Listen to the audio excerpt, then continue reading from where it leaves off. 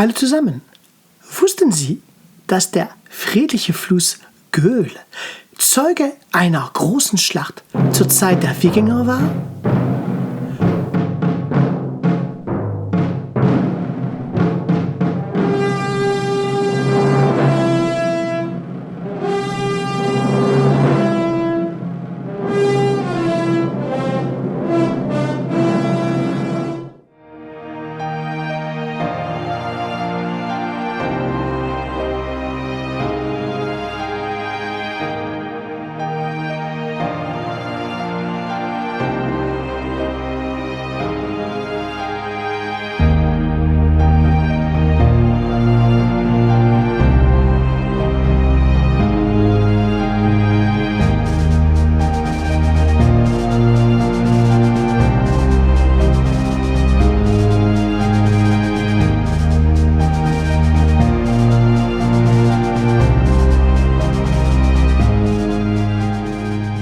Guten Tag, ich bin Alain Brose und heiße Sie herzlich willkommen auf Doc von Limburg.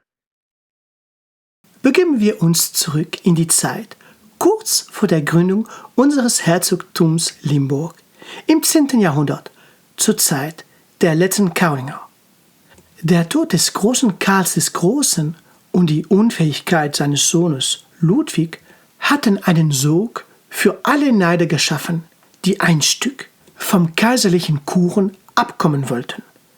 Die Nachkommen Karls waren mehr mit ihren brüderlichen und sinnlosen Kriegen beschäftigt, als mit der Verteidigung des Reiches und noch weniger mit seiner Bevölkerung.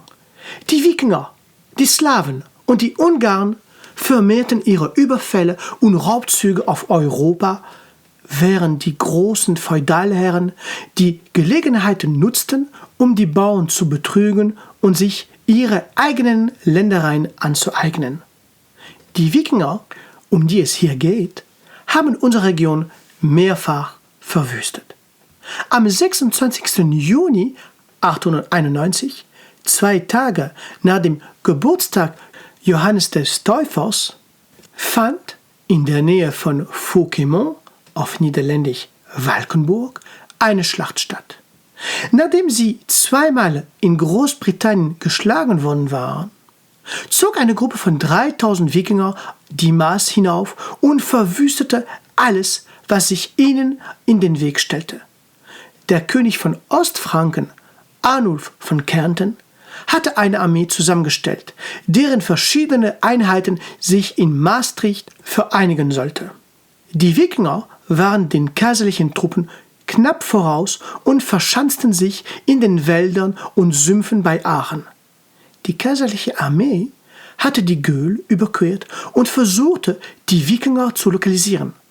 In diesem Moment tauchten normannischen Späher auf. Sofort stürzte sich die fränkische Armee trotz der Befehle ihrer Anführer auf sie. In wilder Verfolgung jagte die Armee sie bis zu einem kleinen Ort namens Villula, einem kleinen Bauernhof oder Landhaus. Zunächst hatten die Franken die Oberhand über die wenigen Wikinger-Infanteristen. Doch die Situation wendete sich, als die normannische Kavallerie eingriff. Sie vernichteten die Franken, die die Flucht ergriffen und eine große Zahl von Toten zurückließen.